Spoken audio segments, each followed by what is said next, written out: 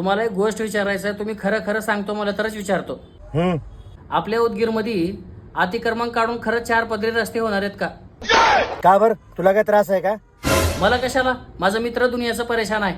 त्याला काय झालं परेशान व्हायला? त्यानं अतिक्रमण कधीच होणार नाही म्हणून नालीवर बिल्डिंग बांधले. मग ह्या अतिक्रमणामध्ये त्याची बिल्डिंग चालली आहे म्हणून त्यानं टेन्शन घेऊ लागले. मग आपण काही बोलून कुणाला काही होईल का? हा, तुझ्या मित्राला काय म्हण माहित आहे का? रस्त्याच्या भर मधात अजून एक बिल्डिंग खडी कर म्हणाव. आई, तुम्हाला नीट काही विचारलं की तुम्ही असंच वाकडं बोलता बघा. अरे तुझ्या मित्राला कळ ना, मग नाली सोडून बिल्डिंग बांधायचं राहते का नालीवर? मग काही हो ना म्हणा की.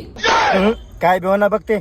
पहिलेच आपल्या उदगीरचे आमदार उदगीरच्या विकासासाठी एवढे दिवस रात्र झटलेले आहेत. का होतं रे पहिल्या उदगीरमध्ये? आता बघायला गेलो तर चांगले रस्ते आहेत, लाईट आहेत, नवीन पोलीस स्टेशन आहे, पोलीस क्वार्टर आहे, पंचायत समिती आहे, तहसील आहे, शादीखाने आहेत, मंगल कार्यालय आहेत. महापुरुषांच्या पुतळ्यासाठी एवढं केलं तर उदगीरमध्ये ऐतिहासिक बौद्धविहार झाले.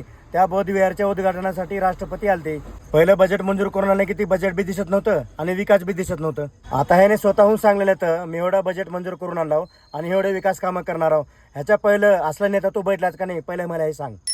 एवढे सगळे चांगले कामं करून तरी बी हे लोक नाव ठेवायचं ठेवतातच बघा.